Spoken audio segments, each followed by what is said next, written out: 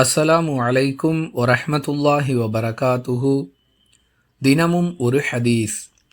ஒருவர் நல்ல முறையில் உலு செய்துவிட்டு வேறு எந்த எண்ணங்களுக்கும் இடம் கொடுக்காமல் 2 ரகாத்துகள் தொழுதால் அவருடைய முந்தைய பாவங்கள் மன்னிக்கப்பட்டு விடுகின்றன என்று அல்லாஹுவின் தூதர் ஸல்லல்லாஹு அலைஹி வஸல்லம் அவர்கள் கூறினார்கள்.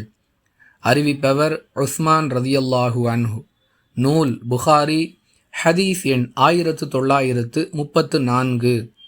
அன்பிற்குரிய அல்லாஹுவின் நல்லடியார்களே, நாம் எப்பொழுதெல்லாம் உலு செய்கிறோமோ அப்பொழுதெல்லாம் வாய்ப்பிருந்தால் 2 ரகாத்துகளை தொழுது கொள்வது நம்முடைய பாவங்கள் மன்னிக்கப்படுவதற்கு காரணமாக அமையும் என்பதை இந்த ஹதீஸிலிருந்து அறிந்து கொள்கிறோம். இது ஒரு சிரமமான வேலை அல்ல.